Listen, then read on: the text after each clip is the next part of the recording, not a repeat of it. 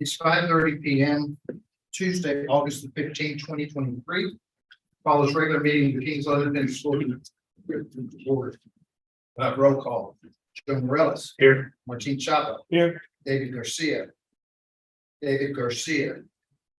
Joseph Reese. Here. James Blusing. Here. Delma Salinas. Here. Brian Coupal is present. Let the record show that there is a quorum of board members present. That this meeting has been posted in accordance with Government Code Chapter 551, State of Texas Open Meetings Act. We move now to the moment of silence, followed by the Pledge of Allegiance and the Texas Pledge.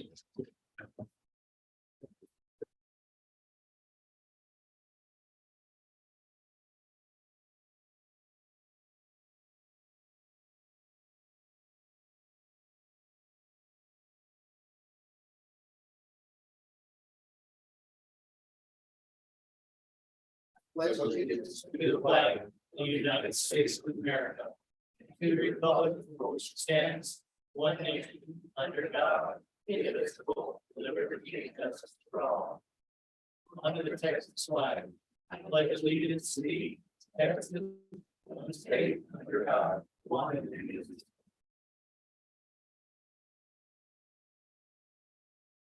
meeting is being live video streamed. We move now to item number 4, which is adoption of the agenda. Do I have a motion to adopt the agenda? Motion made by Ms. Salinas. Is there a second? Second. Seconded by Mr. Ruiz. Any discussion? Not all those in favor say aye. Aye. Any opposition? Motion carries 6-0. Item number 5, public participation. Ms. Pettis, do we have anyone who wishes to address the board? Yes, sir. This is Elizabeth Ramos, and community in reference to the ADA. All right, Ms. Ross?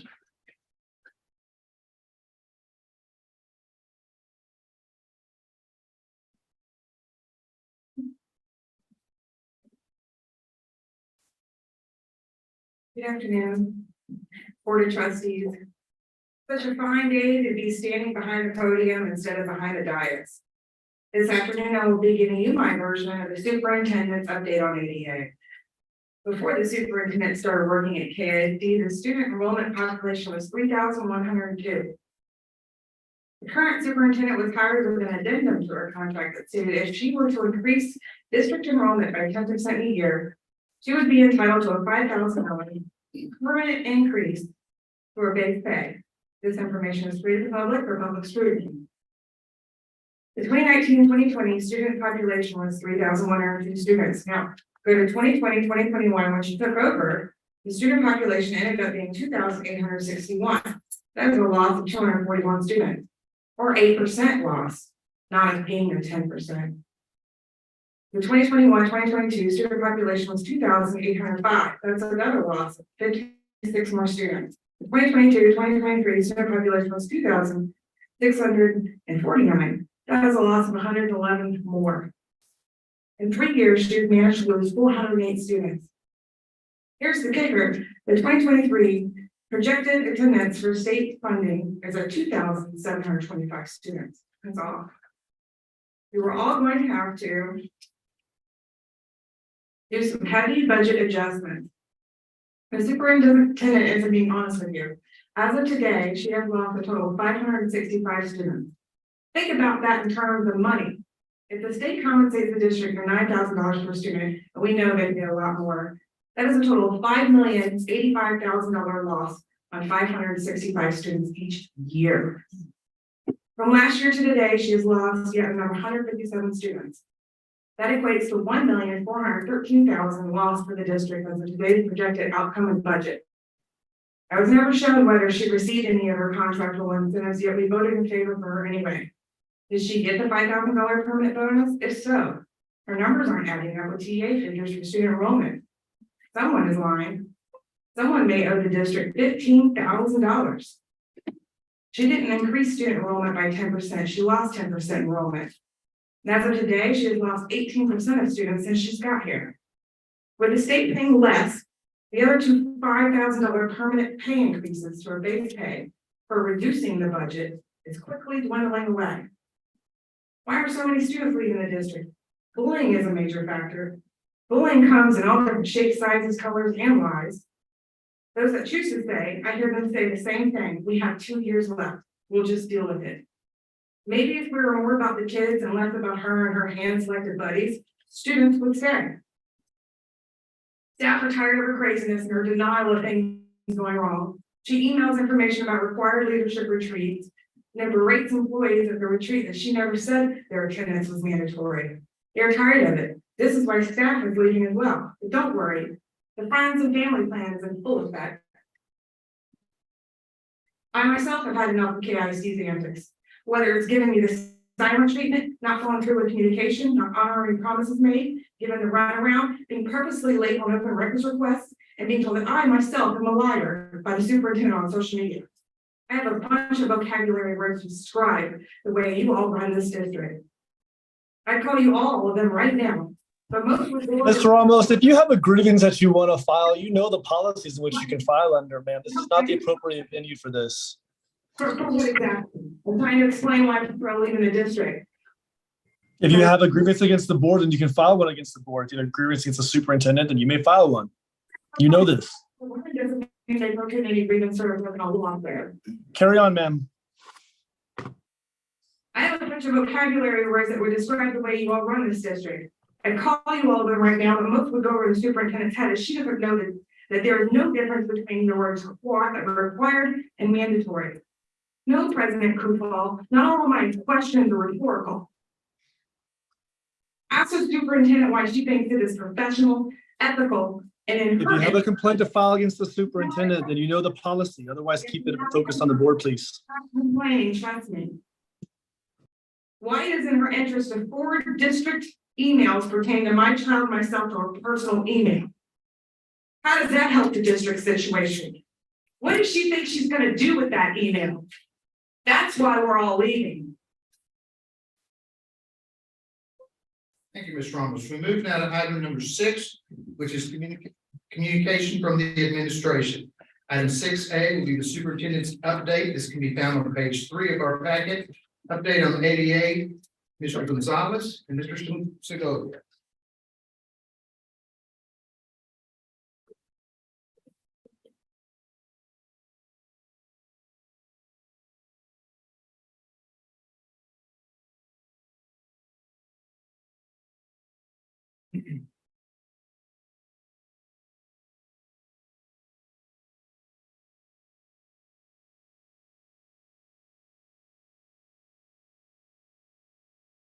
Good evening, Mr. President, trustees, Dr. Pettis. We're gonna be talking about enrollment and attendance today. We need some information.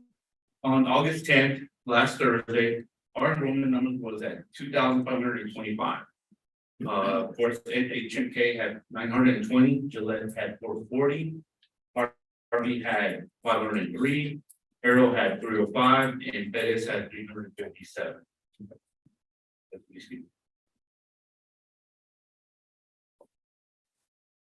KISD no shows. On day 1, July 31st, Eaton High School, HMK had 147 no shows. Okay, from that, we've recovered 61, which leaves us August 10th, which is 86. Sorry, that's part of this. 86. So needless to say, the staff is working hard. CIS, current liaisons, our department teams is working really hard to bring in the kids. Gillette started at 120, brought in 48, and we're at 72 left. Carroll started at 49, brought in 19, and we're at 30 now. So we are lowering the number.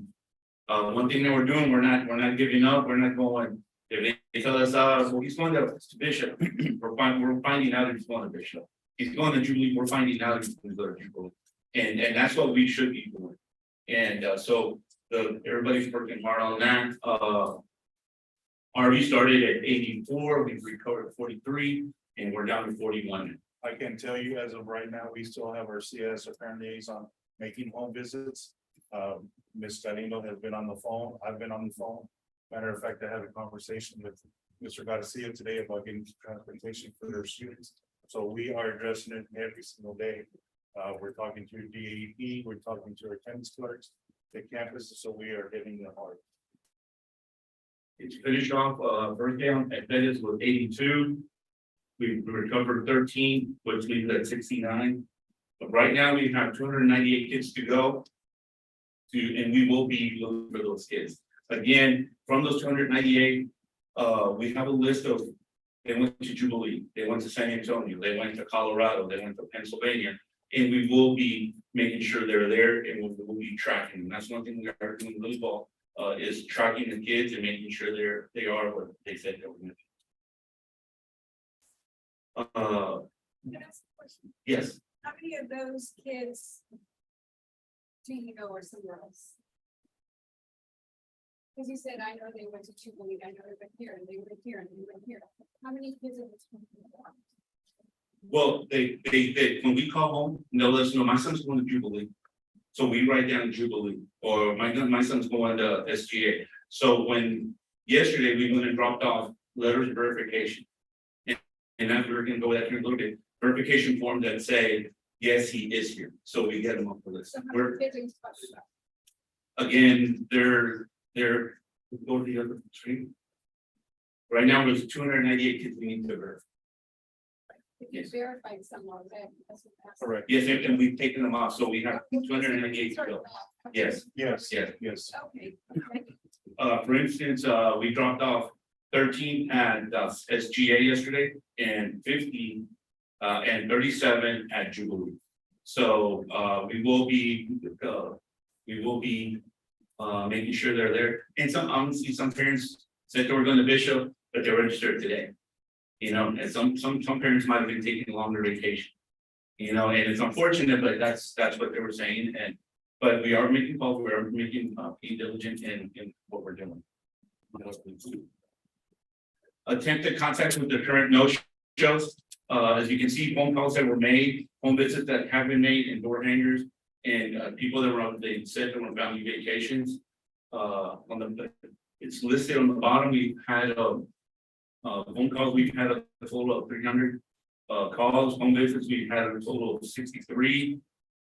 Door hangers. We've left 45, and family vacations. We've had 6.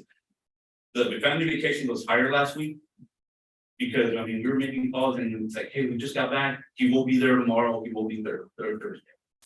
You know, so and again, it's like, hey, I mean, we do need you in school. So as soon as you can get ready, we need you registered. We did have a family of 5 that are out or not in because of death in the family.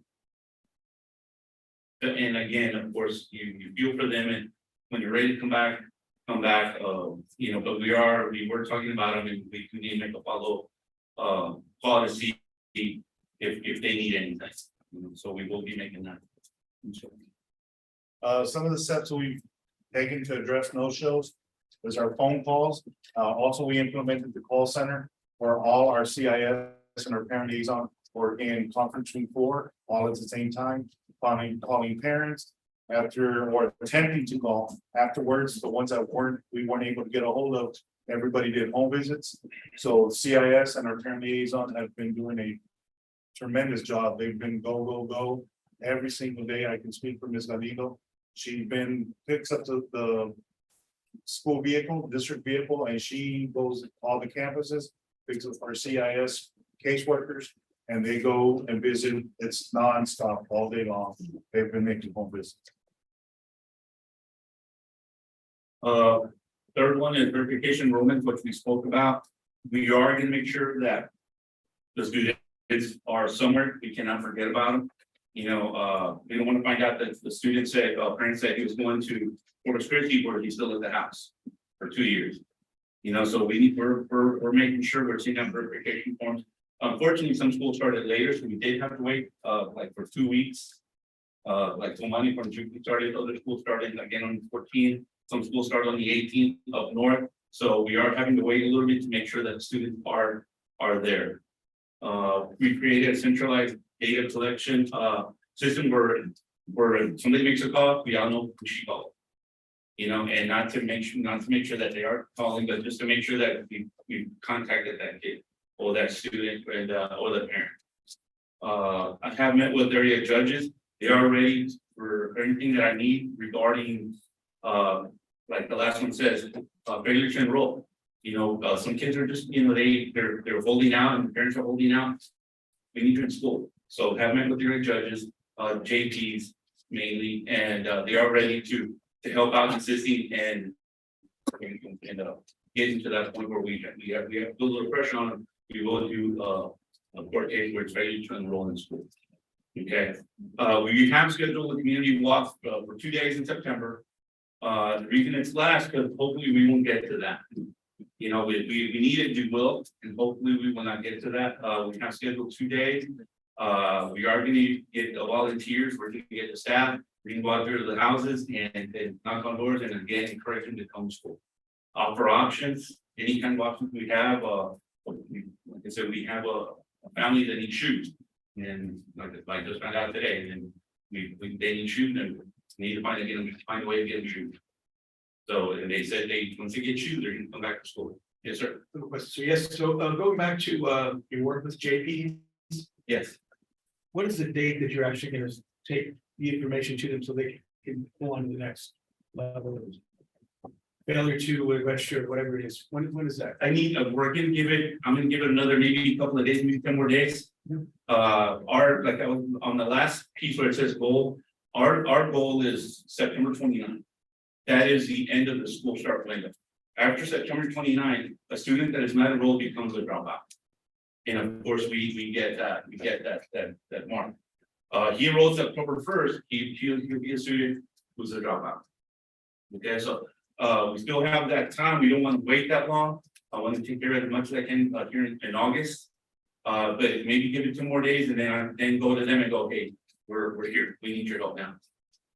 It sounds like you have a lot of support on this. My question is on the kids that have already started being absent. It's we're new in the school year. Yes, sir. But are you getting those that we've had them last year before? Yes, sir. Are you taking those or taking that into consideration as to when we start the process to get those folders ready to actually go before a judge? That's one of my questions. My next question is going to be, I'd like to know how many you took last year to court that went to actually court and then that were in their teams for 25 as a discipline referral. You can get that. Information. I don't have that. Try to get that to. Yes, sir. Get that on Dr. Edison as soon as possible. Regarding the attendance right now, we did meet with Steven Salinas and the tennis instructor at the high school. We did call out some students to have them to speak to them about their attendance already. We signed a couple of contracts yesterday. Again, it's part of the process. We signed a contract on the third absence. And to let them know, hey, you know, you're here right now. We can't have you go any further. We need you to improve. We need you to motivate. And so we did call out some kids yesterday. We did deliver some letters. We have sent out letters. And so we did start that already, sir. What we are gonna do is, and you'll see on, I guess, when they go through the rest of the slides, is once a month, at a board meeting, he will come and present the status of, okay, during this month, this is where, you know, they're at as far as for anything else, any of the status you know, that has been happening. That way it's a standing agenda item. Okay. Thank you. But again, it has, we are doing enrollment and we are starting tracking attendance already. And again, met with 2 elementary schools today. Again, I am scheduled to visit the schools every day here in the future, but you'll see in a little bit. And again, I think if we start early this year, which we have started early, it will be a lot better results. And I think what we're doing a little bit differently is, over the past couple of years, what we've done is, we were trying to keep enrollment.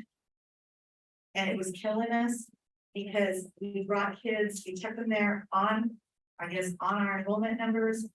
But they were the kids who were missing 30 days, 60 days, etc. We kept holding on to them, not wanting to drop them.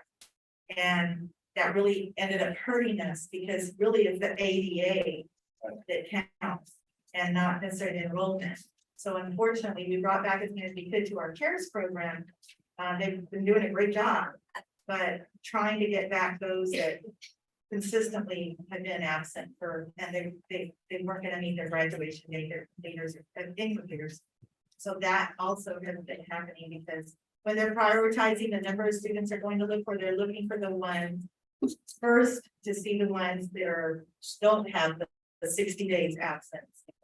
That's a part of the process. So are we saying that the 25, is it 25 that we have?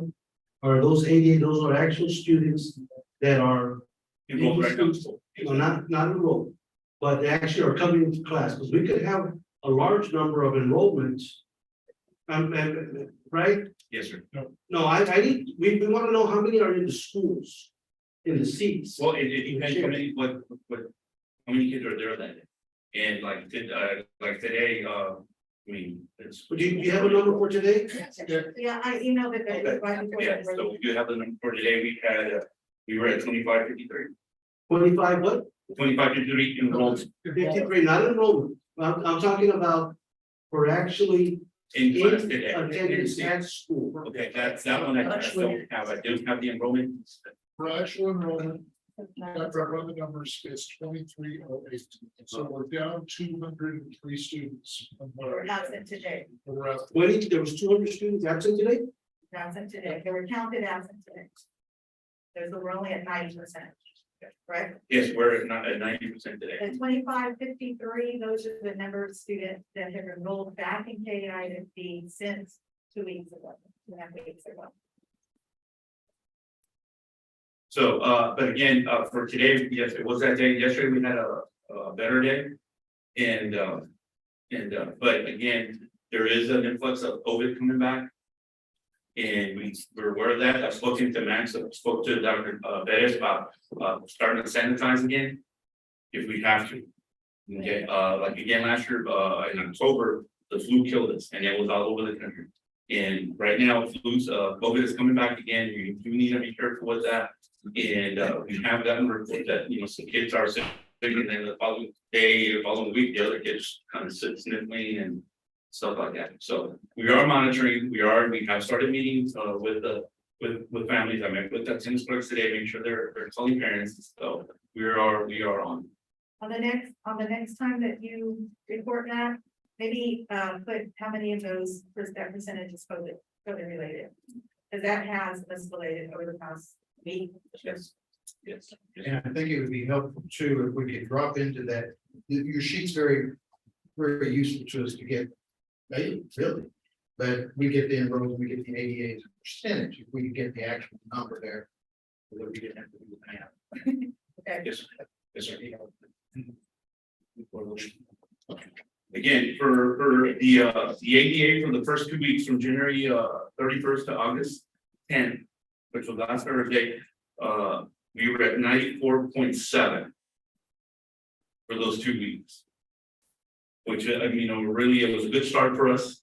It was a good start for us. You can see, King was at 93, Gillette was at 95, Hero was at 93, Harvey was at 95, and Bed was at 94. A real good start for us, and hopefully we can stay there, and we're gonna be working hard to do that. Let's say compared to last year. I mean, are we in better shape this year than last year? I can pull that. Just to see, I know I sent you all the enrollment, but And what's tough right now is, for example, we got the last year's 2023 numbers. But that was like the first day of school, so those numbers don't compare to where we are now. And eventually, we're gonna even out, we'll be able to look at apples. Yeah. And also, in reference to parents, we moved up the start of our school year. So the parents saying we're on vacation and things like that, I can understand. But we still need to be able to compare apples. It may be. Until later that. Start seeing. And even now. But at those numbers, at 94%, That's substantially better than we've ever been historically. That's a good target. I mean, I remember back in the day when we had all the incentives. 94 would have knocked it out of the park. Next slide is, the attendance procedures. We have changed, tweaked two things. On the third absence, we are sending out the warning letter, that stayed. But we're also including the sentence that they will be contacted for a, face-to-face conference with an administrator. Last year it was on the 4th, this year it's gonna be on the 3rd, but we're calling them in earlier to address the absences. So, and that's on the, where it says, fourth absence home visit, we do a home visit when there's no contact. We've called 3 times, no answer, they change their number, they block your number, we're doing a home visit. Okay, we, on the 5th absence, we're sending out the loss of credit letter. The loss of credit letter was a big help last year in alerting the seniors that they were in trouble academically. And so we're gonna send that out earlier this year, because this year, we'll be losing credit at 8 absences. So we'll be sending it out on the 5th absence, and hopefully the parents will realize, like, okay, I need to stop this. You know, but they need to be alerted for the student to that. We'll keep monitoring on the 7th absence. The attendance clerks will forward their referral folder to me, where I will make a call, do a home visit, and if it's not working, initiate penalty charges on the 10th one.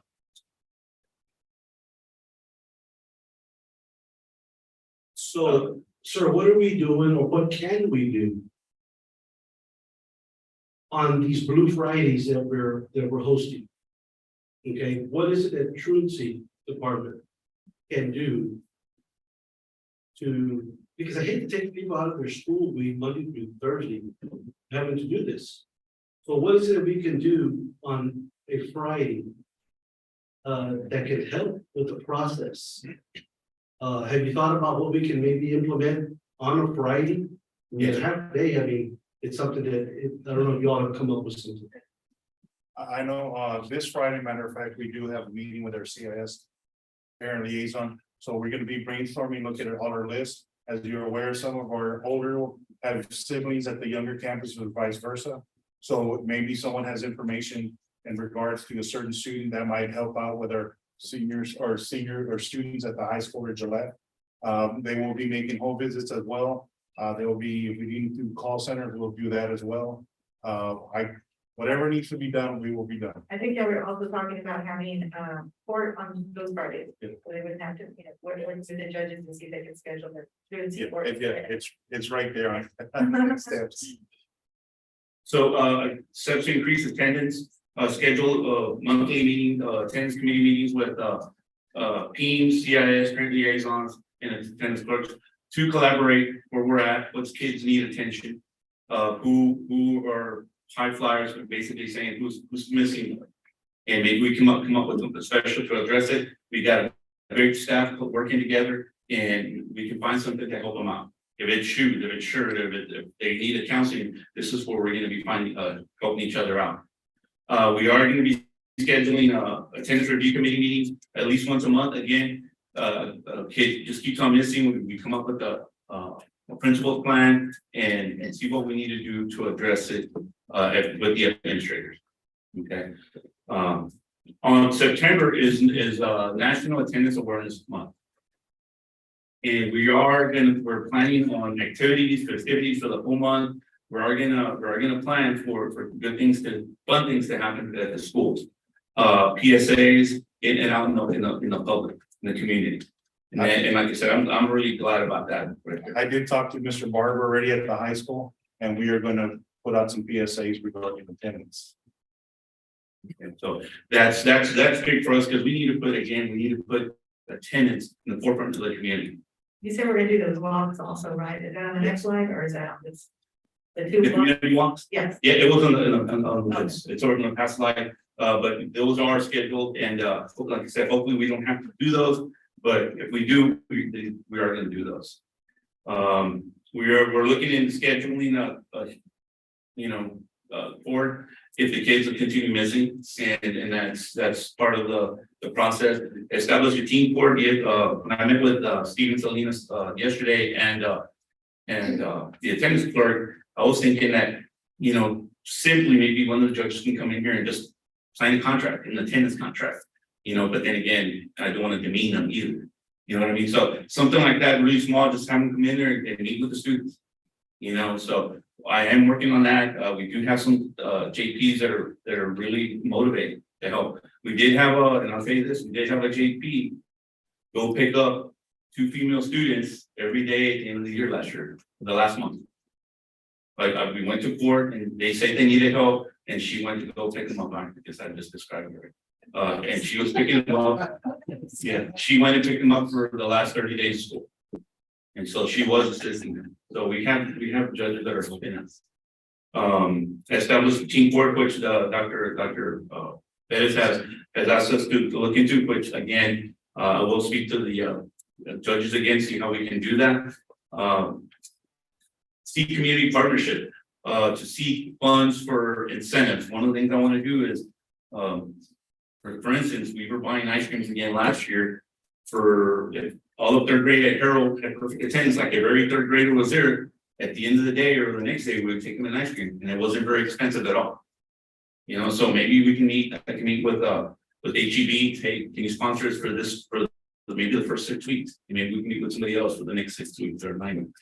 You know, so it wasn't expensive. They kids loved it. I did get a couple of like, hey, everybody show up tomorrow kind of thing. So that's what we're looking for, and we will be seeking for those partnerships. And provide monthly board updates regarding district attendance, and which I will be doing. We'll be using the same templates unless you need something different. We will be working hard to keep the attendance up. Again, the CIS they're working hard. Our current liaison, Teams department, our department, they're all working hard. We're trying to come up with new things to keep records. How can we do this? So we got some good people on our staff, and we're We'll just add the number to take to court. yes, everything. Again, my scheduled meetings with the schools. We'll be meeting with Harvey and Pettis Elementary on Mondays. Tuesday I'll be at Harold. Wednesday I'll be at Gillette, and Thursday I'll be at H&P. Again, going over anything they need, any special visits they need, anybody they need me to speak to. Again. Being the truancy officer still has a little, they don't want to meet with the truancy officer, so we're going to take advantage of that and meet with the kids and students and see if we can get them going in the right direction. We do have campus updates from. We invited the principals to come just share a quick overview of each campus. We're going to start with H&P High School. We'll just go down the line. And Dr. Ballesteros is here for Dr. Williams. Hi, I'm Dr. Ballesteros, Assistant Principal at H&P. We, as he stated, we have been making phone calls, our attendance clerks, our counselors, and our teachers. We have also conducted the CIS visits. Our warning letters and our contracts have been signed. Mr. Salinas is taking care of contracts, but he's not the only one, the other AD as well. And we had grade level meetings last week with the different grade levels. We began our grade level meetings with 9th grade on August the 8th and discussed the importance of attendance for the whole class. We had grade level meeting on the 9th with our 10th graders and on the 10th with our 11th and 12th graders. So we have been stressing the importance of attendance. Thank you. And I'm going to present with H&P High School because we are affiliated with H&P High School. And we believe that we're all accountable for attendance. The teachers and staff, everyone. So we have an orientation before they go into care. We have an orientation with the parents, and we have an orientation with the student. If the student is already 18 or 19, then we have an orientation with them. So we can want a contract and we say, this was your attendance in high school. These are our expectations now. So that's what we do with them. We also make sure that we all call for attendance by 8, 10 in the morning. The teachers are calling, I'm calling. The students come in, they sign in, and they sign out. So we have that data as well. We conference with the students. We also ask the where's the students, because all our students work. So we work around their schedules and we ask the employers to send us their schedules, so we're able to work around the student schedules as well. So we have a collaboration with most of the restaurants in town. We also have teacher logs, so we log them in every day and we talk to them about their attendance. We also call parents in if we need to, if they're not adult students. We also started a group, as it's like Remind or Dojo, where if they don't show up a certain time that they're supposed to, we text them all in one text, so they know. I pick up students all the time. I pick up in the morning, at noon, I drop them off, I do it in the afternoon, whatever I need to do to get them there, is what I'm gonna do. We have started, collecting gift cards from restaurants, so if there's any donations out there, you're more than welcome to give it. And we give those out to the students for attendance as well. So those are some of the things. We also bring community speakers to speak to them. We did an inventory as to what their interests were. This last Friday, they wanted to know about health relationships and unhealthy relationships. So we brought speaker, the Purple Door, and we had outstanding attendance for that. We're planning on bringing a lot of community members networking with us to show them the social skills that they need. And that's what we're doing again. Yeah, yes, ma'am. Just want to ask you a question. Yes, sir. What do you think is the capacity of your school? That Currently, I only have 2 staff members and myself, and we run the show. How many We have this last cohort, we had 23 students, we graduated, we had 24 students, we graduated 24 students. 23 students, we're working on 2 more, August the 18th, so we'll have 2 more graduates, we had a total of 30. We have 15 students per teachers, because the instruction is individualized, and we work with them one-on-one to make sure we get their credits and we get their hours. This new cohort, I picked up we have about 26 more, and I'm expecting about 3 more to come in either this week or next week, because they're on vacation, as the students got stated. So we have a capacity of 30 right now, because we have only 2 teachers. Thank you. Yes, sir.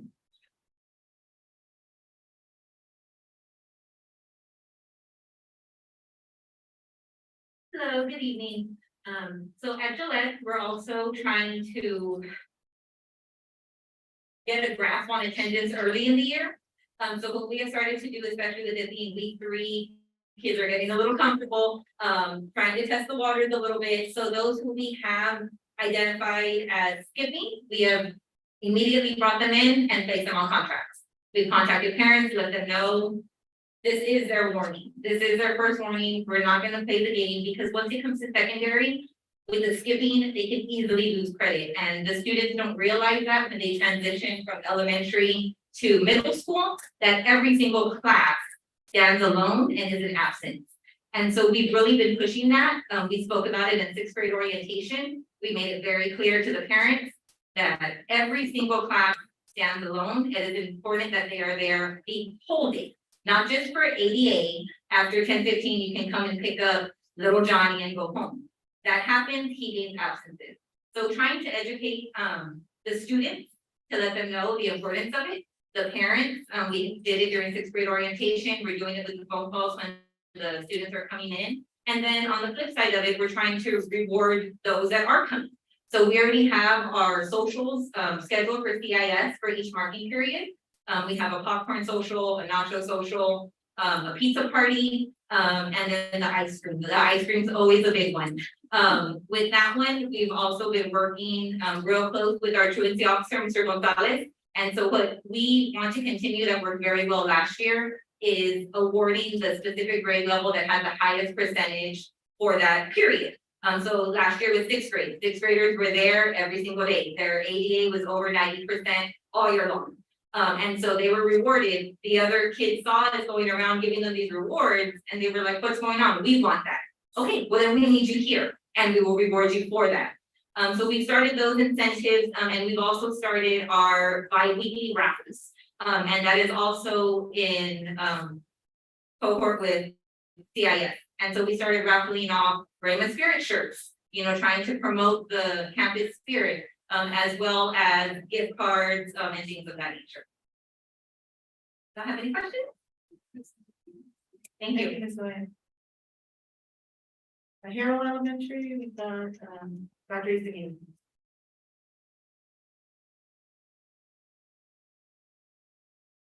Good evening. Dr. Bettis, Mr. Kupal, board members, thank you for the opportunity to speak to you this evening. I'm the proud principal of Harold Roadrunners, and it's a great day to be a Roadrunner, and with me is Mr. Cooper, our interim assistant principal. Don't know if y'all have met him as of yet. So to reiterate some of the campus attendance procedures that were mentioned earlier by our truant officer, we have a system at Harold where we set up a Google Doc, and teachers at 8:30 go into that Google Doc and they log in all of the students who are not actually sitting in their desks at that time. Then our attendance clerk and our CIS site coordinator, they start calling home to determine why the student is not in school. For students who are starting to develop a pattern of absences, we continue with the phone calls and then we begin making home visits. Once they hit that 3-day mark, and they receive their letter, then we also start to have meetings with the parents of those students who are officially absent. At these meetings, we have the parents sign what is called at KISD an attendance improvement plan. And we are asking the parent to commit to sending their student to school. Using the same sign-in procedures that we're familiar with at our administration building, we created QR codes for our parents. So if the student comes in after 7:30, they have to log their student in using a QR code in their phone into a Google Doc. If they pick up the student early, we've asked them to do the same thing, to log in why they're taking the student home early.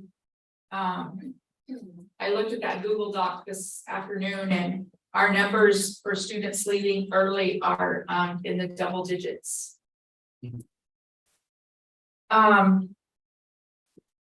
So the challenge is that students are counted present at 10 a.m. So parents are either dropping them off late prior to 10 or picking them early after 10, and they know that the student is going to be coded present for the day. So what we find is that if the parent takes them in the afternoon, they're not coming back with an excuse because they've already been counted present.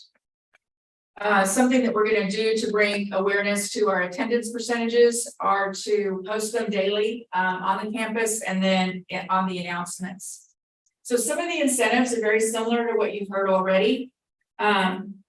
We define perfect attendance as a student who has no tardies and they're not being picked up early. So what we'll do with that is if the student has that perfect attendance from Monday to Thursday, on the following Monday, they're going to receive some incentives. We will let them wear Crocs, that's a big thing, pajamas, or have a snack. And that can include, that's kind of the student's choice, what they want for a snack. Each time a student has perfect attendance, their name will go into a jar for a drawing for some larger incentives. So we're looking for donations for those larger incentives. Yeah.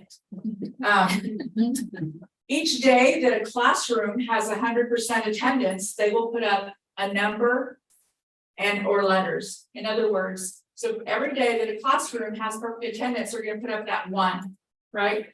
The next day that happens again, they put up that 0. Next day, another 0. Next day, the percentage sign, and then the word attendance will be spelled out as well.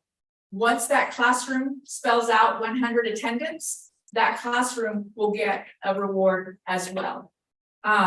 They can trade it in for extra recess time because that's a big one. Snacks, Croc day, or PJ day, or a stuffy day, or a cat day. Those don't count. They're not expensive. And teachers love blue jeans, so they'll get a blue jean day. But we'll also provide a snack if that's the option too. If the classroom wants a snack, we'll provide that. And they'll get a choice. Something that we want to start implementing is that students who reach the excessive absences and that drop below the 90% attendance, we're gonna be asking that they attend Bright Blue Fridays in order to make up any work that they may have missed, to get retaught lessons, that they might have missed out on. And, that's something that will be part of, you know, an expectation when we talk to parents about their students not being in school, at least 90% of the time. So to conclude, I'd like to leave you with a few thoughts. It is my hope that the board and the district consider providing incentives to campuses that meet a certain attendance percentage each 9 weeks. Consider adopting local board policy regarding compulsory attendance to address students who are more than 15 minutes late for school and are picked up more than 15 minutes early. Because what we know is they miss out on instruction when that happens. And finally, consider utilizing eSchool Plus to track the attendance of students who arrive more than 15 minutes late to school and leave more than 15 minutes before the end of the school day. We are using that Google Doc and it is providing us with some good information. But we're only as good as the data that we're documenting, and we feel like eSchool Plus would be a better option. Thank you. Thank you all. Thank you. Is that, Dr. Shigeru, thank you, great presentation. Is that Google Doc, is that something that's available to all campuses and all districts? Yes, sir. I can't take any credit for that. I simply had the idea and Mr. Cooper created that for us. So yes, any campus could institute that. But yet it wasn't mentioned, and just for future in our attendance presentation. That sounds like that's an accountability tool that we can use to keep you know, our numbers accurate. Yes, sir. You know what I'm saying? And we know we have a problem with the truancy, we understand that. But we just need to find ways like you're doing with your campus and the other campuses. But I think Google Doc is something that needs to be really, are we paying for that? That's what my next question is gonna be, this other software that you're asking us to consider. These what we have. Yes, sir. We have it, Yes, sir. We do. so it's not a cost. No, sir. What I really appreciate that Dr. Isanita has brought to our district is some fresh eyes, you know, on some systems that she's experienced in her previous life. And been able to bring some ideas such as those two things. And so it's good to see some of these new systems that we can start trying and share and start doing. So also the picking up students early, that has been a problem for several years. And people don't want to stay in line in traffic. And so they try to pick up their child early, some people. And so it hurts their child's attendance. I don't think they still don't realize it. So we're gonna have to keep driving home that message. And just like Ms. Williams pointed out over at Gillette, unfortunately, it kind of bleeds over into the middle school because they assume that if they just have that 10 a.m., you know, marking time that they're good.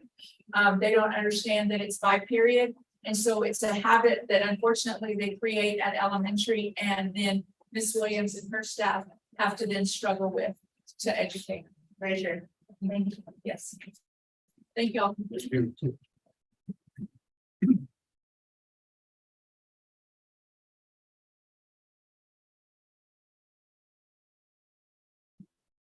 Good evening, Dr. Bettis, Mr. Cooper, Board of Trustees. Like the other campuses I shared, we do have my CIS case manager, my attendance clerk making calls home for students that are not in the classrooms by 8 a.m. Calls are being made. Teachers are also contacting their parents to see why their little students are not in their classrooms. Also, we have already started our attendance improvement plans.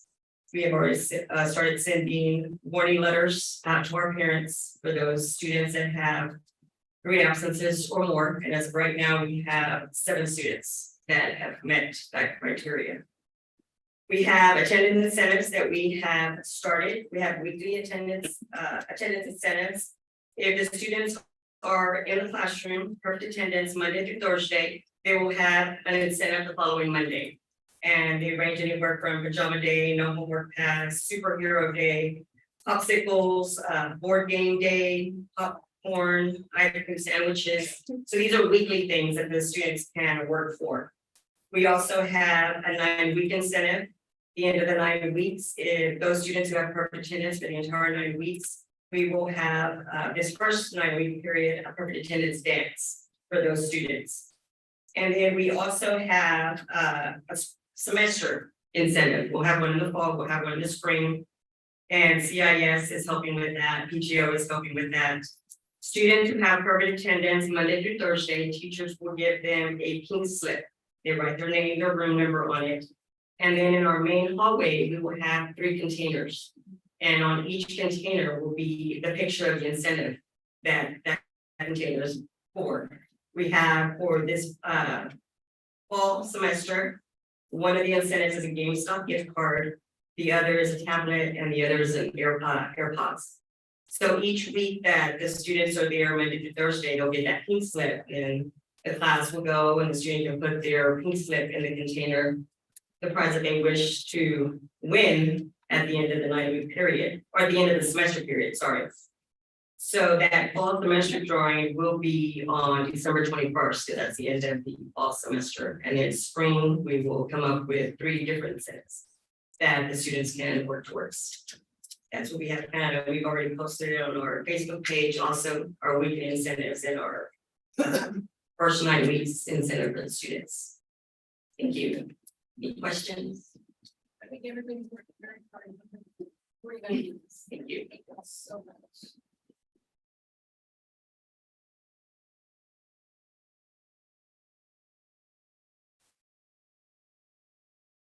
Good evening, Dr. Bettis, President Coupon, and all board members.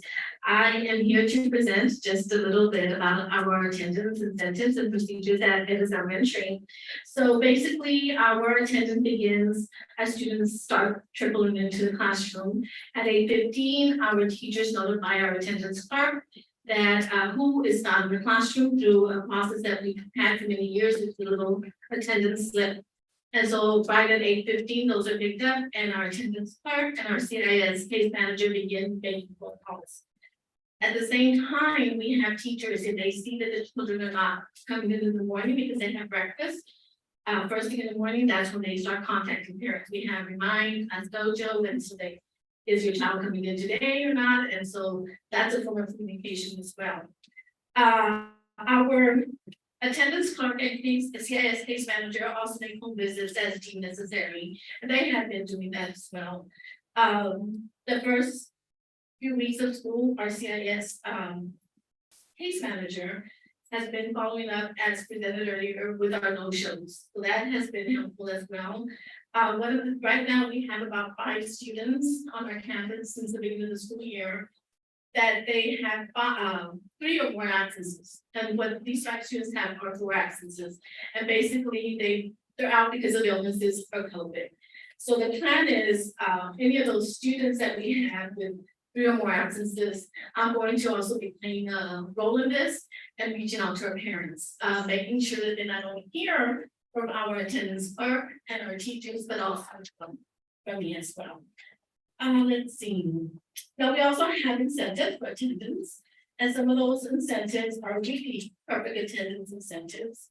Again, as we try to correlate within our elementary campuses. So any student that has perfect attendance from Monday through Thursday, that following Monday, they will be having an incentive.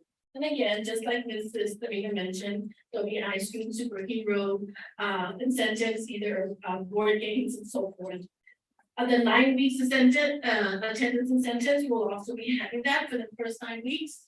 Kids love to dance, so we're having a sock hop dance. And so every 9 weeks, we'll be having that for perfect attendance. Now, we also will have 2 raffles, one in the fall semester and one in the spring semester, and that's also for perfect attendance.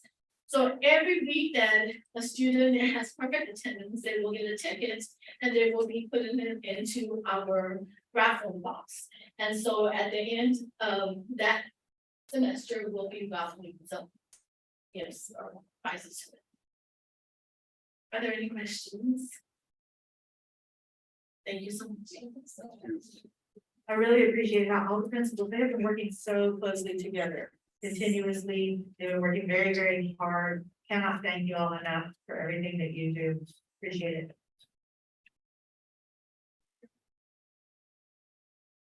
All right, we look forward to monthly reports, so that we stay on top of this.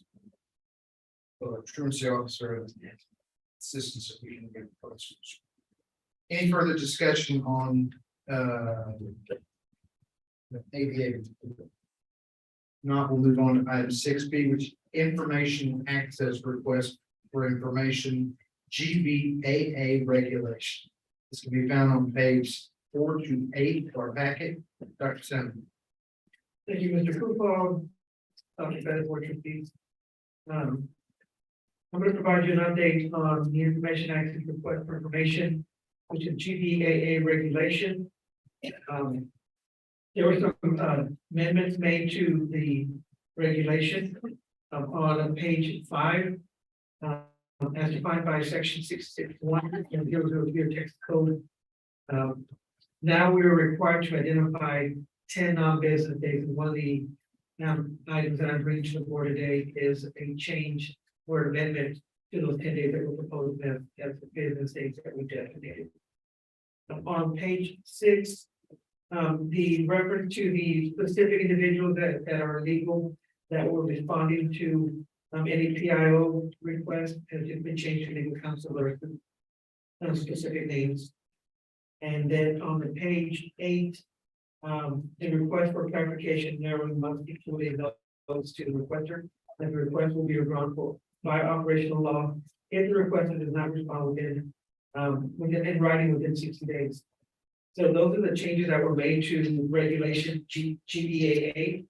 In addition to that, we are, as authorized by law, the district shall charge a requester for additional personal time spending producing information for the requester after personnel of the district have collectively spent either 36 hours of time during the district's fiscal school year or 15 hours of time during a 1 month period.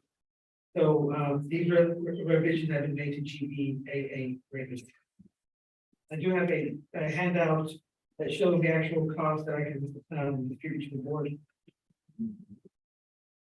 It has a breakdown of costs regarding whether it's printout paper, whether it's making copies of disc, data cartridges, data tape cartridge, VHS, we are doing that. Labor charges per hour, if it's a programming charge, it's 28.5, and those rates are state, they're set by the state, they're not KISD rates. Any labor charges that are charged are $50 an hour. And there can be an overhead charge of 20% to labor charge after when including the cost of any PIO requests. I'll take any question you might have regarding the regulation.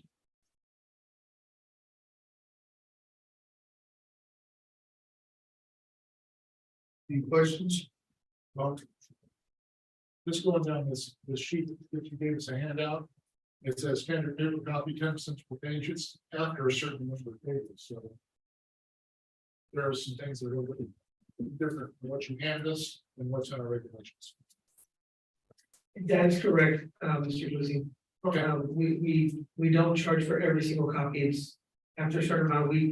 Because of the regulation does state that we do track the amount of hours or that it takes to get the information. And so in a 1 month period is 15 hours and the year is 36. So once we exceed that 15 or 36 threshold, there definitely will be a charge. Yeah, and I agree with that, but also the number of pages just popped out at me. But is this per occurrence or per individual that's requesting things? Per individual. Per individual, okay. Per individual request. Per individual making requests. So it could be an individual making 20 requests. The time that it takes to collect that information and gather that information is going to be tabulated if it exceeds that 15 or 36 hours within a 1 month period or 1 year fiscal year, it will be charged. That's what I wanted to make. I didn't understand that myself. Thank you. Dr. Sandoval, is that a big expense that we have that we're looking at? Has it become a problem? It all depends on what's being requested. I mean, a lot of the information that's being asked, Mr. Garcia, is stuff that's, relatively available. But it's see, when you gotta go start looking through the old dungeon that we got back here with the records, that does take time, and I believe it's 3 years or more. Those fees can start being, they can start being calculated and added. Right off the get-go, we give them an estimate, cost analysis. And it all depends on how many buildings you're going to. I think we only have one building in storage, but we have to go to multiple campuses, and that too factored into the cost of the fees that will be tabulated and charged to the individual. But it all depends. But most of the time, it's things that we can gather pretty quickly. And also you gotta factor in things that are being requested. Are they student records? Because, if it's student records and it's, public information, you gotta weigh the two differences as well. Parents do have a right to any information regarding their child. But that's a longer time frame to get that information versus public information. The fees add up when you're considering also attorney fees. And the time spent, especially for our staff, to stop what they're doing and their discussions down. Has also been rising. So, and it's not, we're not getting many requests, or in other words, many different individuals. It's very few individuals, but they're big requests. I just don't want to single out that we're doing this only because of one person. We're starting it for this new school year, 2023-2024 school year. Because we're not gonna start it mid-year, we're not gonna say only for this person or this person. This is a policy that we simply need to enforce, and we haven't been. So we started the school year. Now, you just mentioned attorney's fees. Are we allowed to charge attorney's fees? We're not charging insurance. That's what I thought. We're not charging them, Thank you. but we are incurring them. We incur them. But we're not charging the individual for them, Thank you. but we're paying. There go, Dr. Pitts. He wants to cut down expenses. Need to. All right, any other further questions regarding the regulation that's being implemented? If not, thank you, Dr. Sandoval. We will move on to item 6C, which is 2022-2023 preliminary school financial integrity rating. System of Texas first rating. This can be found on page 9 of our packet. Dr. Pitts. Thank you, Mr. Coupon, Dr. Pettis, members of the board. The first rating is the financial integrity rating system of Texas, and it is based on 20 different indicators that determine the financial health currently and future of our school district. Right now, this is a lagging indicator, and our score was a 92 for 2021-2022. The reason why it's a lagging indicator is because the 2023 fiscal year does not end until this August 31st. And we won't have an audit for that all the way till January, and then we'll send it to the state. And then they'll look at the audit, and then they'll finally come out with preliminary ratings in August, and then finally in November, they come out with final ratings. So we'll go into more detail on this in December when we present the final, but unless we appeal, and we're not appealing, the 92 rating is correct. That is an increase from last year. There was an 80. So last year we had one big indicator for 10 points, which we'll talk about more in the December board meeting. That it allowed us to increase by 10 points, and then we had 2 more percentage points, which really helped with our debt. We've been doing better about paying our debt off lately, and you're going to see that we're going to take another step in the defeasance. That's going to be a couple items later in the board meeting. I'll take any further questions you have on this. Any questions? No, thank you, Dr. Pitts, and congratulations. Dr. Fuller. Thank you. Thank you. Greater than 92, you gotta celebrate. Up from an 80, yeah. All right. We move now to item 6D, 2023 property values board discussion. Can be found on page 10 of our packet. Dr. Pitts. Thank you, Mr. Kupel. This is one of the 20 indicators for the first rating. We're required to have this discussion as a specific board agenda item. So a few years ago, TEA moved to using current year values for funding purposes. In the past, they used the previous year. So it was easier to predict how much funding you're going to have for the next year because you could just look back and see how much your property values were, and then you could use that to calculate. The problem is that now they're not going to come out with their with the comptroller values till February. So we're already projecting, we're already going for the budget, projecting what we're going to take based on what our property values are going to be calculated by the comptroller in February. Now, the appraisal district already gave us their appraisal values, their preliminary appraisal values on August the 1st. But that's not how revenues are calculated for the district. And we've already talked about how there is a gap before. So not only are we losing money every year and having to pay for an attorney to kind of bridge the gap between the appraisal district and the comptroller values, but also the preliminary comptroller values don't come out until February. And then we have to engage an attorney, and then we have to go through negotiating, and it's not till really September of the following year where that process is complete. And they settle on a number for settle up that we are paid on. So really what this law did is it made it more of a projection, more of a guessing game. That we're not really going to know how much revenues until the following September of the previous school year. So it's a difficult game that we have to try to predict as much as possible, not only what the comptroller is going to come out with, but also what the settle up finally is going to be between the appraisal district and the comptroller. So really, we're passing a budget in April where we do not know until the following September how much we're going to be given for our property value. So it's a difficult projection to do, to say the least. So I'll take any questions you might have. Questions? If not, thank you, Dr. Pitts. We'll move now to item 6E, budget recap report, check register for July 2023. We found on page 11 to 15 of our packet. Dr. Pitts. Thank you, Mr. Goofball. There's just one item I want to talk about. That's Silsby Ford Incorporated for $51,054.25.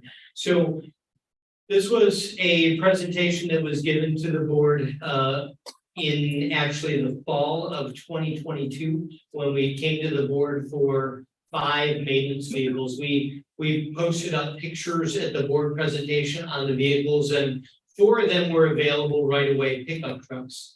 There was one of them that was supposed to be available in the spring of 2023. That was the maintenance van. And as it turns out, it wasn't available till almost June. So we finally paid for it in July, picked it up in July. There was a delay in it, but this is one that was approved by the board in the fall of 2022. I will take any other questions that you have on the rest of this check register.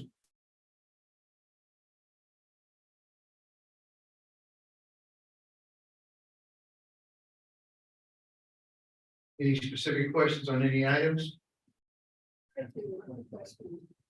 First page, auto attendant.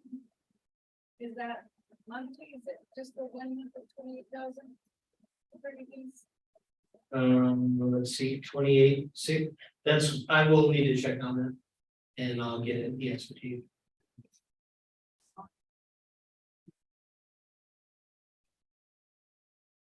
Any further questions?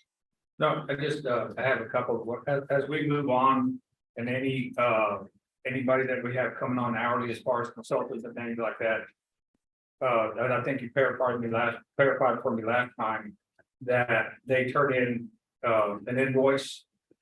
And that could be once a month, or it might be 3 months down the road. So that's gonna vary depending on when they turn in their information. Absolutely. Absolutely. And depending on when they complete the work. Yes, it depends on when the work is completed and when the invoices are turned in. So sometimes if they turn in one invoice at the beginning of the month and one invoice at the end of the month, and we happen to pay 2 months in months. Now, these people we have coming in as consultants and things, do you have a copy of their gold objectives on file? Do you keep that with their the payment history, whatever we have? Yes, the task, whatever goals we're trying to accomplish, objectives. And any data that goes with that, would that stay with you, or does that stay in HR? That stays with the department that is using them to be a consultant. Okay, so that more than likely, if we have people coming in for curriculum, that's gonna be in the curriculum. Yes, sir. CNI. Thank you. You're welcome. Any other specific questions about the check register? If not, thank you, Dr. Pitts. We now move on to item number 7, new business. Item 7A, by common consent, the board agrees to consider as one action item the following.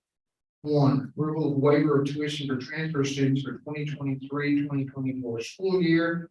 2, approval of T-test appraisals for the 2023-2024 school year. Do I have a motion that these 2 items be approved by common consent?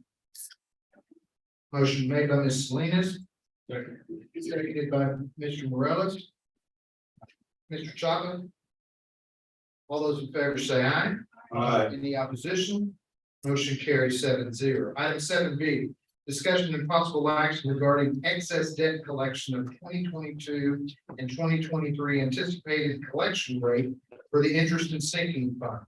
Can be found on page 22 to 24 of our packet. Dr. Pitts. Thank you, Mr. Coupal. We are required to present this to the board every year. Excess debt collections for last year were 0. The reason for that is we took a defeasance to the board last year. Defeasance is required whenever you are anticipated to collect more based on your approved tax rate than you need to actually cover your bond debt and interest and other fees. We are the next item again will also be a defeasance for the following year. So we anticipate the collections, the excess collections to be 0 for the following year as well. I work with the tax assessor, and we projected 97% as the minimum collection rate that we are expecting for this next tax collection cycle. That is based on the minimum of the last 3 years of tax collections that we have had. That way we are being conservative to make sure that we don't project more collections than we actually will receive. I will take any questions that you might have. All right, you've heard the presentation from Dr. Pitts, and you've seen the certification from the county tax assessor collector. Do I have a motion to approve that, to receive that certification from the tax assessor collector? So moved. Motion made by Mr. Ruiz. Seconded by Ms. Salinas. Any further discussion? If not, all those in favor say aye. Aye. Any opposition? Motion carries 7-0. We move now to item 7C, discussion and possible action regarding a resolution authorizing the defeasance of certain portions of the district's currently outstanding obligations and other matters related thereto. This can be found on page 25 to 26 of our packet. Dr. Pitts. Thank you, Mr. Coupal. We talked about the defeasance at length at the budget workshop. The attachment is the bonds that will actually be defeased, so whenever we are collecting more revenue on the debt side, then we need to actually pay our current bonds for that year, then we have to do a defeasance, which pays off more principal and interest on our current, on our future debt.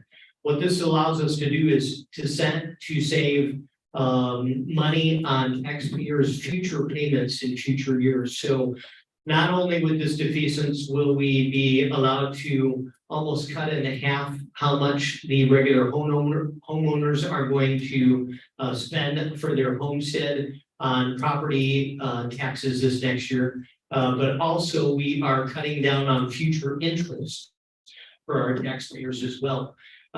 This was a lot of this was brought about by the law that's going to be voted on in November.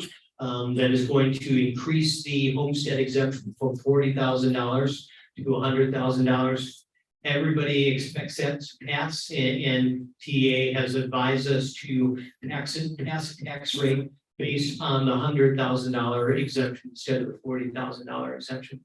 I'll take any questions on the defeasance you might have.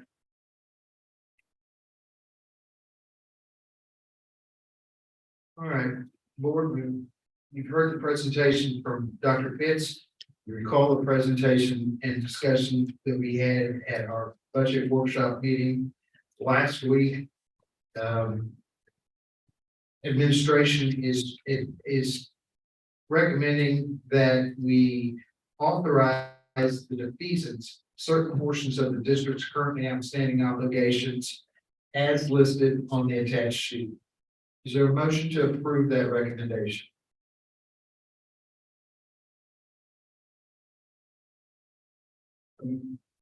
Motion made by Mr. Morales. Seconded by Ms. Salinas. Any further discussion? All those in favor say aye. Aye. Any opposition? Motion carries 7-0. Item 7D, discussion and possible action regarding the 2023-2024 student code of conduct. This can be found on page 27 to 68 of our packet. Dr. Stone. Mr. Kufal, Board of Trustees, Dr. Pettis. The student code of conduct is given to us by TASB, and they give us a model or model code of conduct, and we utilize it to make our draft for KISD. The major change that was made to the student code of conduct that many of you guys have made already includes the students that are caught with a vape will now be assigned a mandatory DEP. And that is included in this student code of conduct. That was the biggest change that we saw when we making regulations. So everything else other than that is standard student code of conduct that again was provided by the TASB group. So the administration recommends that the Board of Trustees approve the 2023-2024 student code of conduct. I'll answer the question that you may have regarding the student code of conduct. Just one question, well, did you have any, what was the major change or anything that you updated that? The vape, stating that any kid that is called a vape, it's a mandatory AV placement. Whether it's tobacco or THC, it is a mandatory placement. Was that statement in those? Yes, it was. And we're looking at any function to football game, baseball, basketball, whatever they're caught on school grounds, school function. And even though it doesn't start to come into effect until September 1st, we've implemented already to begin to start the school year, so we'd be consistent throughout versus waiting for September 1st or waiting for approval from the Board of Trustees of the student code of conduct. So we want to just be consistent throughout the school year. So once we approve that tonight, then it's what we're gonna be going by. Yes, sir. It's definitely what the expectation is. Vaping is an issue, and it's not just here in Kingsville ISD, it's statewide. Right. So we're definitely want to make sure that we hold our kids accountable in regards to any vape that are brought to the campus. Thank you. Thank you. I had a question over this.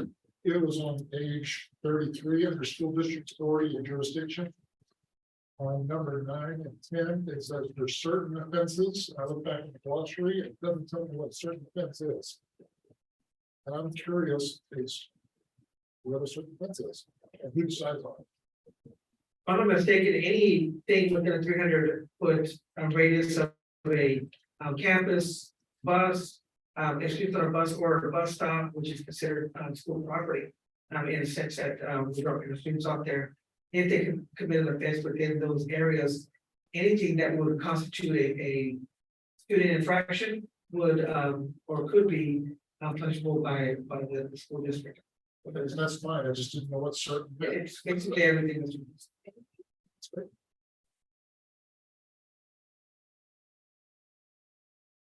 Any other questions? If not, you've been presented the policy and had time to review it. Is there a motion to adopt this policy as presented? So moved. Motion made by Mr. Ruiz, Second. seconded by Mr. Chapa. Any further discussion? If not, all those in favor say aye. Aye. Any opposition? Motion carries 7-0. All right, we move now to item 7E, discussion and possible action regarding the optional flexible school day program, OFSDP, for the 2023-2024 school year. We found on page 69 to 81 of our packet. Dr. Simon. Thank you, Mr. Cooper. Again, this is our, I think, our 5th year now with the optional flexible school day program here at KISD. The program is only getting stronger in terms of the success rate we're having with our kids completing and graduating from options or the care program. H.M. King is requested the Board of Trustees approve the optional flexible school day program for eligible students. Again, we want to continue to improve and give kids opportunities to graduate in. Ms. Moreno and her team there at the care have done an exceptional job of welcoming our kids. We did open the I don't say floodgate, but we did open the doors to accept more students this year. Because we feel that we have a strong team and we've got the right captain at the ship, Ms. Moreno. She does a lot more than just provide support and opportunities for kids to get their curriculum, but it's almost like the second hopefully is kids, sometimes the first one. She goes above and beyond, and so does that team. So we are excited to bring it back to the board and ask that the board approve the contract for the optional flexible school day program at care for the 23-24 school year. Dr. Sandoval, you said this is the 5th. I believe it's the 5th year. Football.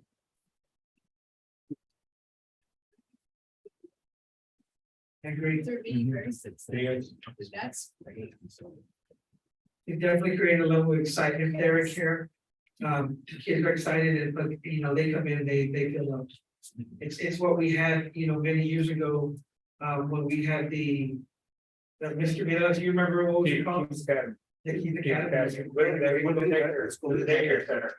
right, it was a really great place for our kids. And then at one point we shut it down, and I'm glad we've done it again. It's really beneficial to our kids in the district. I see the perfect person for it. Yes, we're very fortunate to have her. Yes. We saw that in her. We have not seen it herself, but it came out as her, she is a gem there. Any further questions or discussion regarding the optional flexible day program? If not, is there a motion to approve the program for an additional year? Motion made by Ms. Salinas, Second. seconded by Mr. Ruiz. Any further discussion? Not all those in favor say aye. Aye. Any opposition? Motion carries 7-0. Item 7F, discussion and possible action regarding the second reading of localized policy update 120. Can be found on page 82 to 91 of our packet. Dr. Sandoval. Thank you, Mr. Cooper. Again, this is the second reading of update 120. That includes revisions to legal policies based on updates to the Texas Administrative Code. Recommended changes to local policy that address the following topics: state or federal revenue sources, emergency plans, student and parent complaints and grievances, and student discipline. The 5 policies that are being proposed for approval during the second reading are CV local, CKC local, FFI local, FNG local, and FO local as well. CV local, it recommends text require the district to give public notice to federal grant applications, provide information at board meetings and public information to district websites. It further authorizes the superintendent to approve the plan for use of the grant or award. CKC local. This pertains to the district multi-hazard emergency operation plan to include responding to a train derailment near a school district. It says near school district school if a district facility is within 1,000 yards. And I believe 2 of our campuses fall within that 1,000 yard range. And then our administration building also falls within that 1,000 yard range. So we need to make sure that it's included in our policy.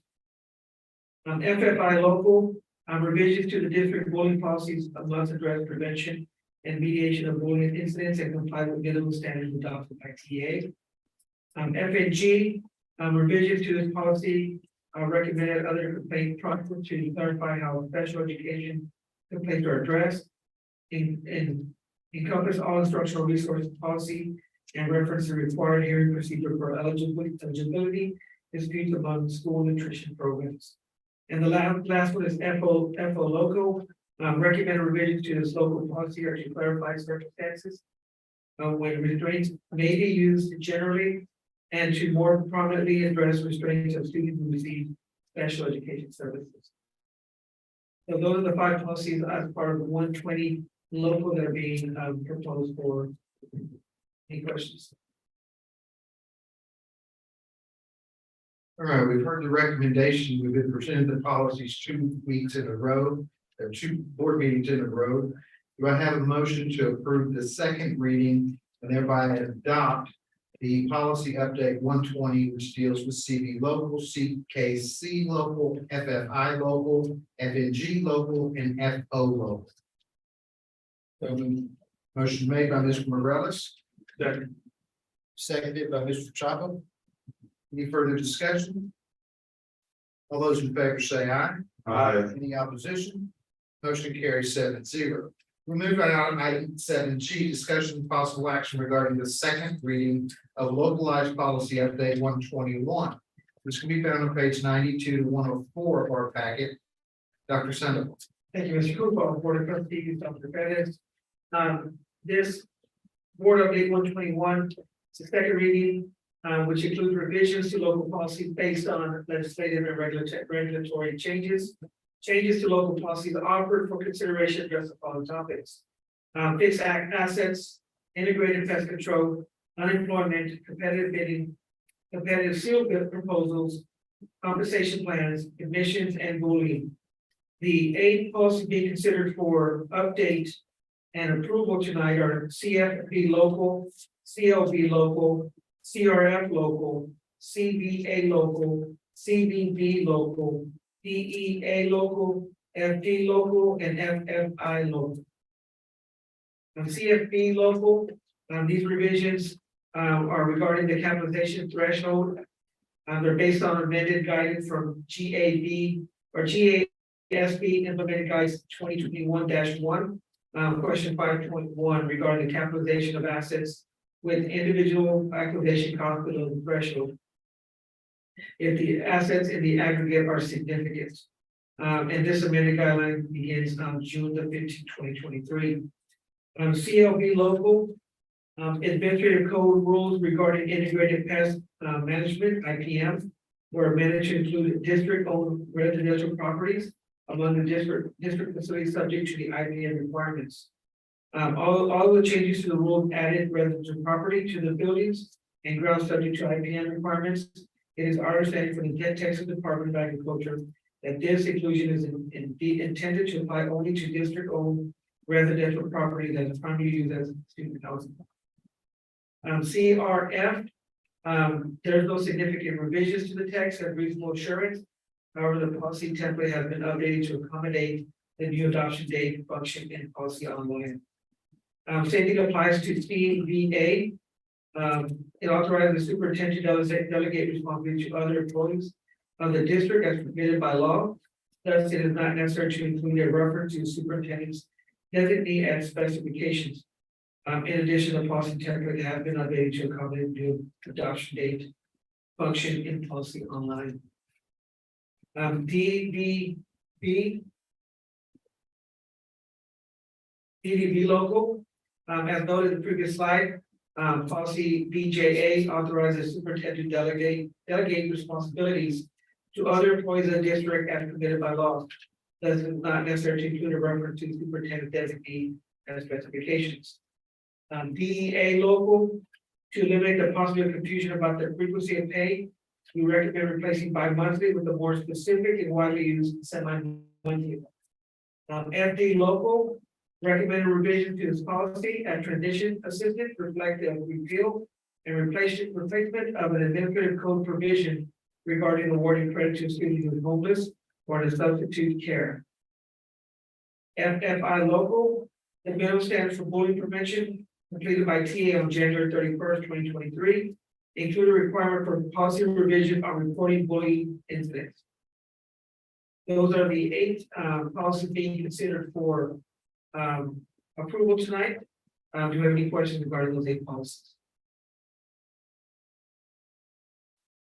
If there's no questions, again, this is the second meeting in which we've had policies presented to us to complete the formal readings and adoption of these. Is there a motion to approve the recommendation of these adoption of these 8 policies? Motion made by Mr. Garza. Garcia. Seconded by Ms. Salinas. Any further discussion? Not all those in favor say aye. Aye.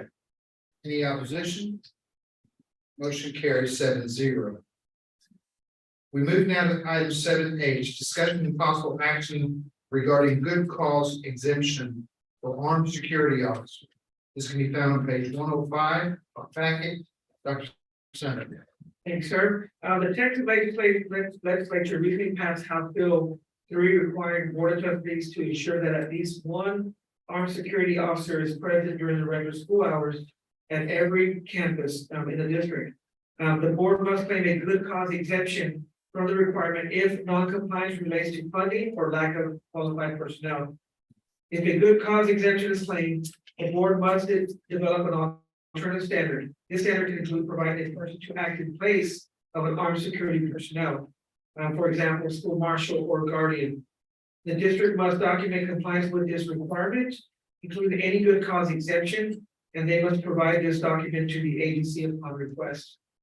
So currently we do have an officer at each campus, but they are not considered law enforcement officers, nor are they security officers according to the law, how they define it.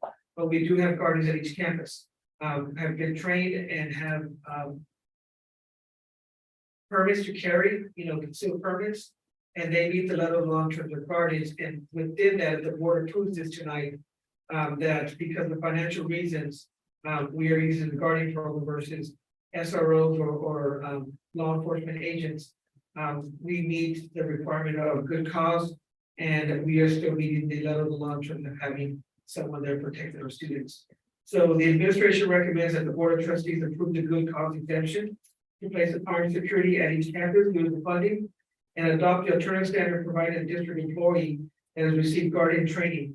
This individual will act in place of armed security personnel at each campus. Which campus was that? That's for all campuses. So the exemption isn't for now, it's just. It's for all campuses, and starting last year, we had guardians at each campus. Yes. Well, at each campus excluding care and DAP. We did have a rotation of we send officers out there. But due to the new House Bill 3 requirements, we're required to have an officer there at all times during school hours. So based on the way we did our rotation last year, if we pulled someone from the elementaries to cover care or DAP, we definitely be out of compliance. So by asking for this good cause exemption and putting armed guardians on the campuses, every campus is currently within the law in terms of, House Bill 3. So we are covered in every building. Dr. Sandoval, did our agreement with the sheriff department end already in having an SRO? Yes, sir, it ended the 21-22 school year, I believe. We no longer. We don't have that sort of. You've heard the recommendation of administration that we approve the exception to placing armed security guard at each campus. Motion made by Mr. Chopin, Second. seconded by Mr. Garcia. Any further discussion? Not all those in favor say aye. Aye. Any opposition? Motion carries 7-0. Item 7I, discussion of possible action regarding the designated non-business days for the Texas Public Information Act, PIA, that can be found on page 106 to 107 of our packet. Dr. Sandoval. Thank you, Mr. Cooper. The Texas legislature recently passed House Bill 3033, amended Texas Public Information Act, PIA. The new statute clarifies the term business day and significantly impacts how governmental entities calculate responsible deadlines for public information requests. Under PIA, a governmental body is required to promptly respond to business information requests within 10 business days. If it cannot meet this 10 business day deadline, it must inform the requester in writing. Additionally, if the entity believes certain information is confidential, it must request a ruling from the Texas Attorney General within 10 business days.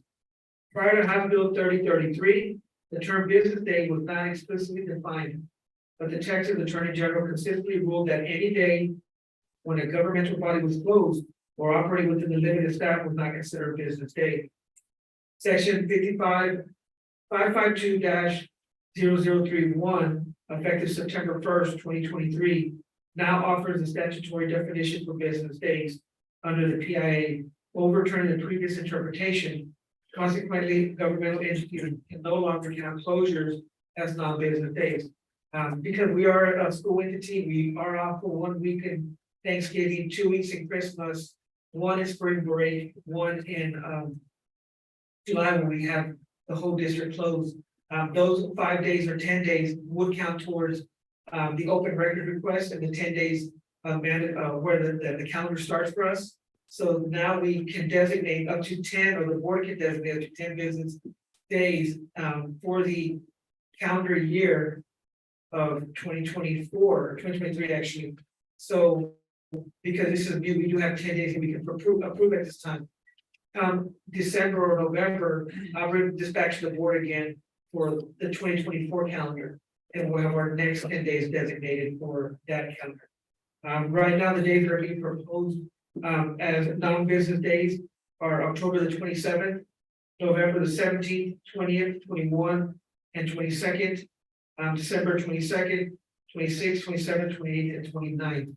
Again, this includes your Thanksgiving break and your Christmas break. And again, I had the 10 days to use, so I wanted to make sure that it gave us time when we came back from a day off or 2-3 days off, that we weren't already behind the 8 ball in terms of being able to meet the 10-day deadline to get requests that are being submitted electronically or that we receive via the mail, and make sure we meet the deadlines that are required by us. I'll take any questions you may have regarding this exception or designated non-business days. Right, would you heard the presentation, the recommendation of administration that these 10 days be, the board approved the designation of these 10 non-business days as proposed. Is there a motion to adopt this? So moved. Motion made by Mr. Ruiz. Seconded by Ms. Salinas. Any further discussion? If not, all those in favor say aye. Aye. Any opposition? Motion carries 7-0. Item 7J, discussion and possible action regarding purchases over 50,000. This can be found on page 108 and 109 of our packet. Mr. Pitts, Dr. Pitts. Thank you, Mr. Kupal. According to our board policy, if we have purchased for any single item over 50,000, we must bring it to the board before exceeding that 50,000. Just to clarify, this does not include items that are already under contract that have been brought to the board. For instance, our electricity usage, we have locked in a rate till 2028. So we cannot change that provider because again, that contract has already been brought before the board. So I'll just run through them quickly. The county appraisal district, we have to pay them to collect, to appraise all the facilities in our zone that we can collect taxes on. School comp, that's workers' compensation. Again, most of that is the workers' comp claims. You see our water trash services there. Separate intermediate holdings, that's our district-wide software that we use for student software, for employee software, and finance software. Nissan Chevrolet, those are the two sports utility vehicles that we mentioned during the board workshop. The Renaissance Learning, Accelerate Learning, those are both instructional software for this next school year. And then you see the stadium rental, that rate has stayed the same. I've been here 10 years, it's been here at least the same that long before I've been here. I'll take any questions you have on the purchases over 50,000. Is this vote to vote individually, or do we gotta vote it all at once? That is up to the board. If you wish, you can get an individual item off of there and vote on it individually. On the Nissan Sports, are we talking the SUVs? Yes, sir. Two SUVs. Yes, two SUVs. Thank you. So Dr. Pitts, you saying that the stadium fee is the same, whether there's 5 games, 4 games, or 7 games? That's correct. And that usually includes when we use it for JV games as well. I will have to, well, and I don't know if we have posted a district track meet there, but I do know that whenever there is a track meet that we use their facility, we pay separately for that. Maybe the region, probably the region one. I do have a question on the appraisal fees. Yes, sir. We have several used properties. If we were to reduce the number of properties that we have, whatever the appraisal fees would have. Let me take this one. Okay. As the board's representative on the first. This has nothing to do with taxes of the district. The district pays no taxes on any of its properties. The appraisal district is governed and financed by all the entities that collect taxes, city, the county, or whatever. This is our pro rata share of what it costs to run. This is the fee that we're charged to have the appraisal district run. Okay, so it's not appraising a property. No. That's what I'm. Now, I do suspect that number to change. Perhaps significant. The number that's been provided to you is a proposed budget number. We've got future budget workshops that are going to get down to the nitty gritty on there. And quite frankly, the appraisal district is seriously considering getting some software and some programs that should move the values closer in line with the comptroller value. So while it may be a little more on one side, it should provide us more consistency and perhaps income on the other side, but it's still under discussion and been done. Let me add one more thing to what Mr. Kufal mentioned. Obviously, we are exempt from paying taxes, but if we did eventually sell those properties and get them off our roll, then somebody else would be paying taxes and we would collect more revenue on it. Additionally, it's possible that this amount could change also because our pro rata share is based on taxes levied and the taxes levied computation that they're using for these purposes is still dealing with a $40,000 exemption. So it's likely if the $100,000 homestead exemption does get approved, the total taxes levied could go down. Our pro rata share may be reduced, and quite frankly, the number of votes we have and approving board members for the appraisal district could change significantly, but it will be all the school district, not the county, not that, there could be some changes to those. Dr. Pitts, I don't know if I can, Mr. President, I'd like to just vote separately on one of the items on the chart here, which would be, as much as I know that it might be needed, but I'd like to look at the Nissan Chevrolet transportation sports utility vehicles and voting that separately. If that's the way we word it, I'm not too sure.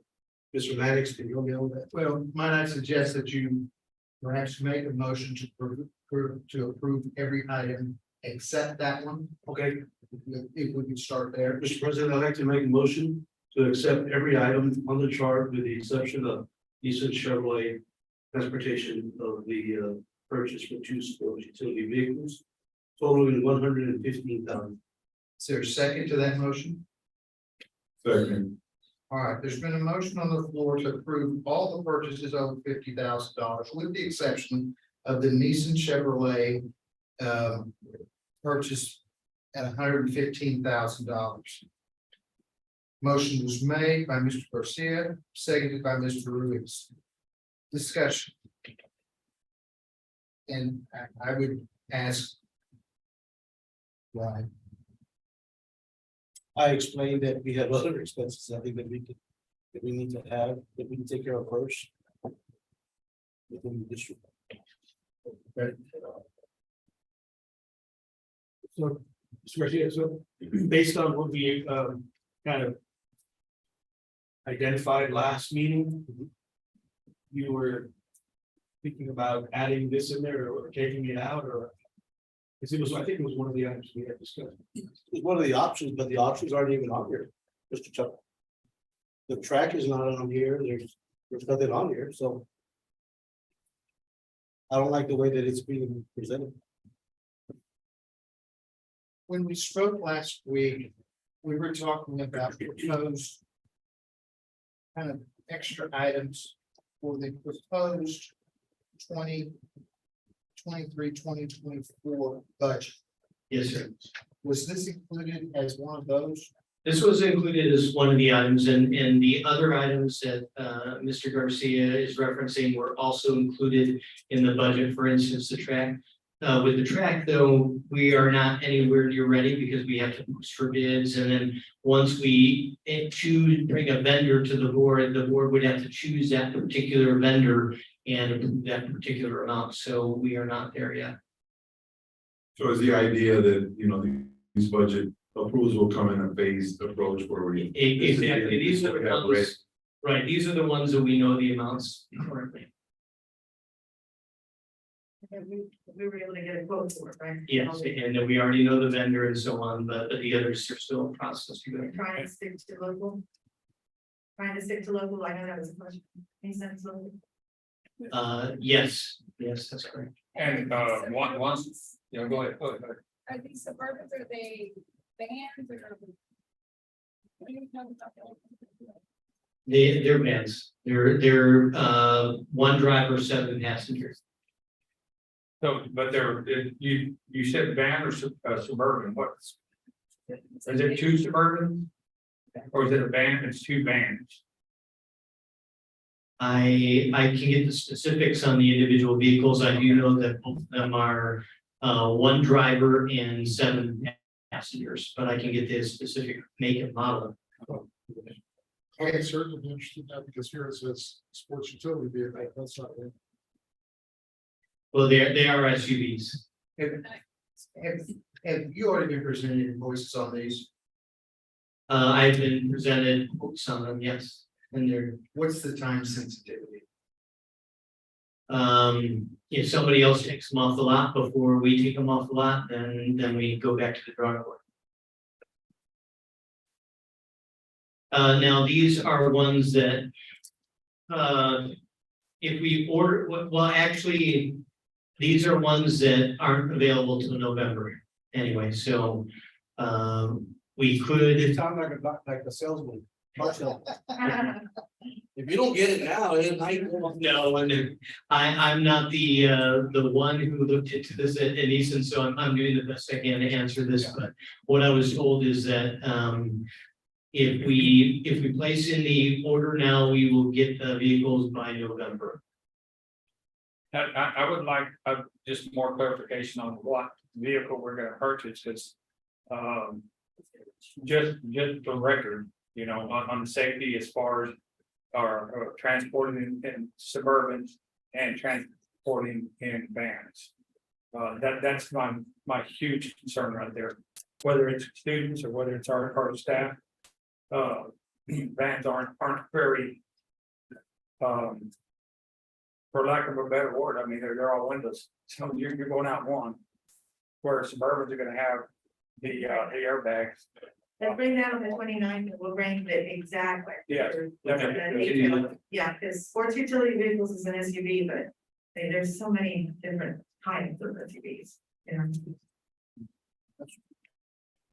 All right, so we have a motion on the floor to approve all of the purchases over $50,000. Except for the Nissan Chevrolet purchase at $115,000, which we brought back at a later date. Motion has been made and seconded. All those in favor say aye. Aye. Any opposition? Motion carries 7-0.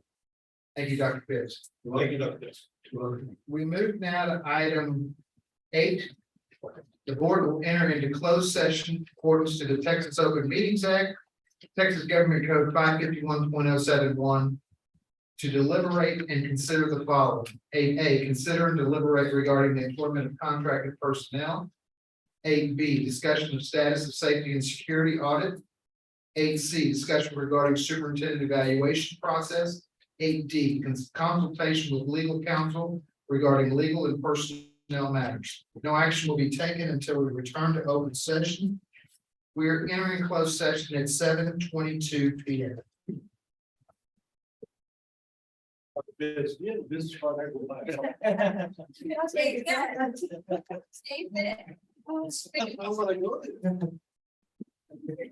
I'm good. Let's.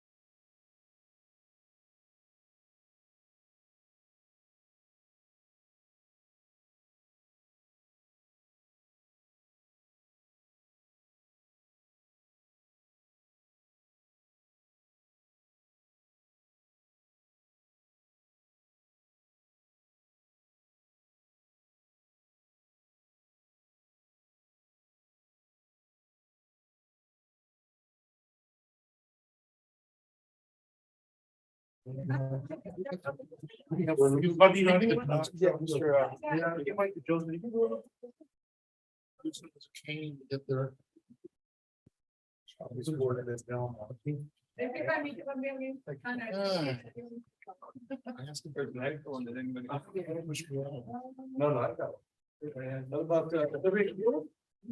We now return to open session and take necessary action on matters which the board may discuss. in open session, and upon which action may be taken. We're returning to open session at 8:25 p.m.